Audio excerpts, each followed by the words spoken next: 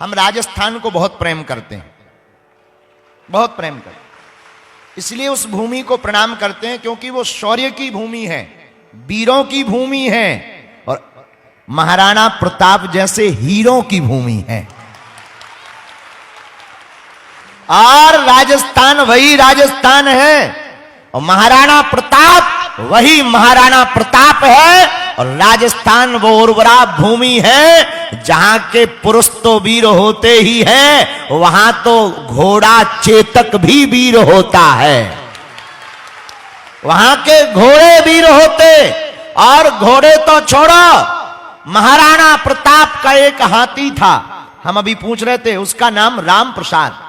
उस हाथी का नाम राम प्रसाद था भैया जी, महाराणा प्रताप के हाथी का।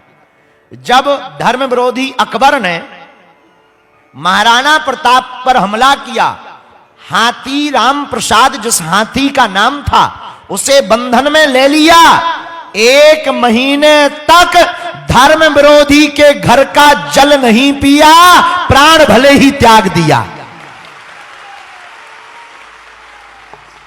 1 माह तक जहां के पशु पक्षी भी कट्टर सनातनी हैं, उसी राजस्थान की भूमि से हमारे बड़े ही लाडले संतों के, बड़े ही लाडले ब्राह्मणों के प्रति बड़ी उदारता रखने वाले मेवाड़ के राजवंश महाराणा प्रताप के वंशज श्री लक्ष्यराज राजकुमार लक्ष्यराज सिंह जी भी आज आए हुए हैं।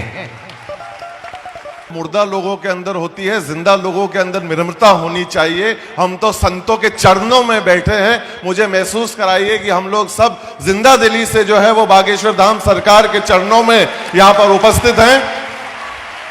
और केवल यहां पर नहीं, प्रदेश को नहीं, देश को नहीं, पर दुनिया के अंदर आवाज उठाने के लिए आए कि हमारा सनातन धर्म जो है, हमारी युवा जो शक्ति यहां पर उपस्थित है वो पूरी तरीके से जाग चुकी है। हिंदुस्तान जो है, भारत देश जो है, केवल युवाओं का देश नहीं रहा, अब पूरी दुनिया को जगाने की तरफ बढ़ चुका है। और केवल हमारे संतों के आशीर्वाद की वजह से आज ये ताकत हमारे अंदर उपस्थित है। मैं मेवाड़ भूमि से आया हूं। सबसे पहले जो है बागेश्वर धाम सरकार के चरणों के अंदर हमारी 2 पंक्तियां जो वहां के वीर रस के कवि के द्वारा, श्री पंडित नरेंद्र मिश्र के द्वारा जो लिखी गई है, वो आपके चरणों में जो है मैं सबसे पहले समर्पित करना चाहता हूं कि सूर्यवंशी न्यास का ये रश्मि रथ चलता रहेगा, सूर्यवंशी न्यास का ये रश्मि रथ चलता रहेगा, पीढ़ियों के रक्त में इसका सुयश चलता रहेगा। रीति रघुकुल की जो शिव से विरासत में मिली हो, आंधियों में वह दिया जलता रहा, जलता रहेगा।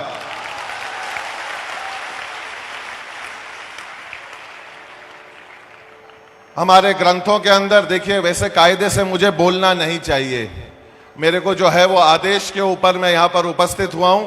मुझे मेरी मर्यादा और मुझे मेरी संस्कृति के बारे में मुझे ध्यान है। सरकार का आदेश हुआ, इस वजह से मैं आप सभी के सामने उपस्थित हूं।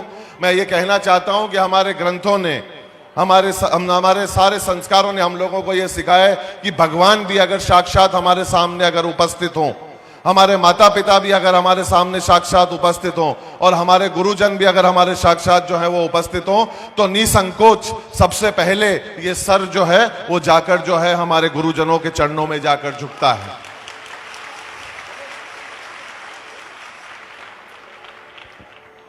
आपने जो मेवाड़ के बारे में जो बात फरमाई और जो कहा, उससे मेवाड़ अभिभूत है, गदगद है, कृतज्ञ है कि आपने जो है मेवाड़ को ये दर्जा दिया।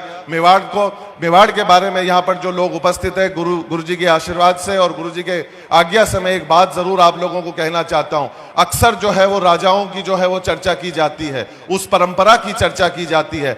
आज मैं आप लोगों को इससे बेहतर मंच और आशीर्वाद से जो है वो मैं कहना चाहता हूँ कि मेवाड़ ने जो है 1500 साल का इतिहास रहा है मेवाड़ का, और मेवाड़ जो है वो शिव के आराधक रहे हैं। वर्तमान में मेरे पिताश्री 76वीं पीढ़ी है, जो विश्व की सबसे लंबी पीढ़ी चलती हुई आ रही है इस पूरी दुनिया के ऊपर। तब मैं इस बात को बड़े जिम्मेदारी से कहना चाहता हूं, तब मैं इस बात को आप लोगों के समक्ष रखना चाहता हूं कि मेवाड़ ने जो है वो राज परंपरा के अंदर कभी भी विश्वास नहीं रखा। अगर राजा कभी किसी को अगर मेवाड़ ने अगर माना है तो भोलेनाथ को माना है, शिव जी को माना है,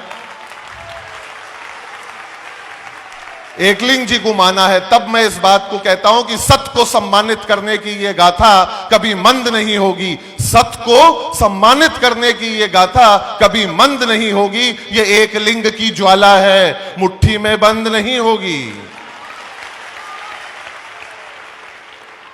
मैं पुनः बागेश्वर धाम सरकार का जो है वो बहुत बहुत धन्यवाद ज्ञापित करता हूं। आपने मुझे यह आदेश फरमाया, आपके श्री चरणों के अंदर मुझे जगह दिवाई, उसके लिए बहुत बहुत धन्यवाद। अंत में मैं मेवाड़ भूमि से आया हूं, पुनः दो पंक्तियां कहकर अपनी बात को मैं विराम देता हूं। अन्य लोगों की तरह मेवाड़ ने जो है अपने स्वाभिमान को कभी किसी खूंटे के ऊपर नहीं टांगा, गुलामी को जो है वो स्वीकार नहीं किया।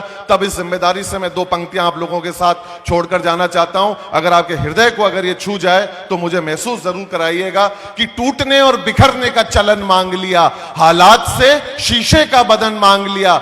हम भी खड़े थे तकदीर के दरवाजे पर, लोग दौलत पर गिर पड़े, हमने वतन मांग लिया। बहुत बहुत शुक्रिया, सत सत नमन, नमस्कार।